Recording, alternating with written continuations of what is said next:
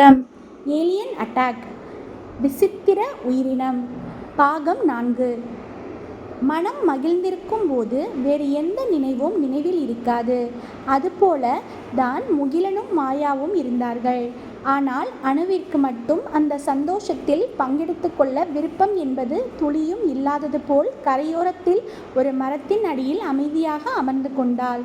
கடலில் இருந்து தங்கள் கால்களை தீண்ட வரும் அலைகளிடம் இருந்து தப்பி ஓடி வந்து மணலில் கால் பதிப்பதும் மீண்டும் கடலுக்குள் செல்லும் அலைகளை துரத்தி பிடிப்பதுமாக தன் தம்பியும் தோழியும் விளையாடுவதை கண்கள் பார்த்தாலும் அது அணுவின் மூளைக்கு எட்டவில்லை.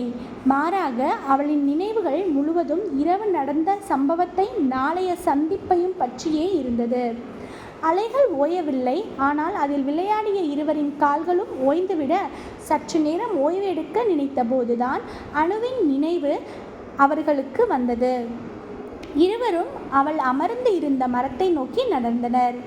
நீ எப்பதான் நார்மல் ஆவக்கா? நீ இப்படி சோகமாக இருக்கிறது நல்லாவே இல்லை. நீயும் எங்களோட வந்து விளையாடு. அப்போதான் உனக்கும் கொஞ்சம் ரிலாக்ஸாக இருக்கும். முகிலன் தன் அக்காவிற்கு ஆறுதல் சொல்ல முயற்சித்தான்.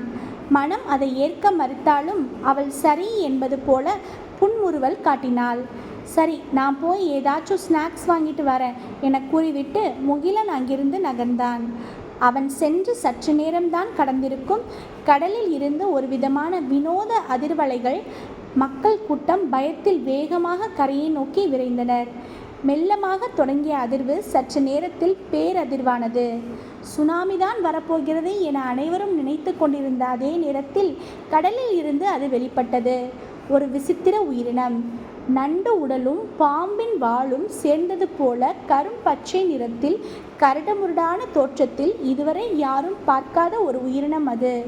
சற்று நேரத்தில் கரை எங்கும் பரவ தொடங்கிய அந்த உயிரினம் எண்ணில் படும் உயிர்களை எல்லாம் தன் வாளால் சுருட்டி பிடிக்க பிடிப்பட்ட மக்கள் அப்படியே மயங்கி விழத் தொடங்கினார்கள்.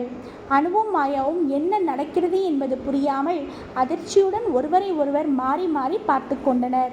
அவர்களால் மரத்தின் பின் சென்று ஒளிந்து கொள்ள முடிந்ததே தவிர வேறு எந்த வழியும் தோன்றவில்லை. அதே சமயம் அணுவின் கைபேசி ஒலித்தது. அழைப்பில் வந்தது டாக்டர் வில்சன் என்பதை பார்த்ததும் அணுவிற்கு ஒருவித தைரியம் வர கைபேசியை ஏற்று தன் காதில் வைத்தாள். ஹலோ. அணு நடுங்கும் குரலுடன் குரல் கொடுக்க, ஹலோ, நான் வில்சன். மார்னிங் நீங்கள் தானே ஆஃபீஸ்க்கு கால் பண்ணது? எஸ் சார், ஒரு ப்ராப்ளம் என்று தொடங்கி நேற்று இரவிலிருந்து தற்போது கடற்கரையில் நடப்பது வரை ஒன்று விடாமல் கூறினாள். Okay okay. நீங்கள் பயப்பட தேவையில்லை. அந்த மிருகத்தோட கண் முன்னாடி மட்டும் போகாதீங்க. நானே வந்து உங்களை பிக்கப் பண்ணுறேன். அதுவரை மறைஞ்சு மட்டும் இருங்க என்று கூறி ஃபோனை கட் செய்து விட்டார். அணுவிற்கு ஒன்றும் புரியவில்லை.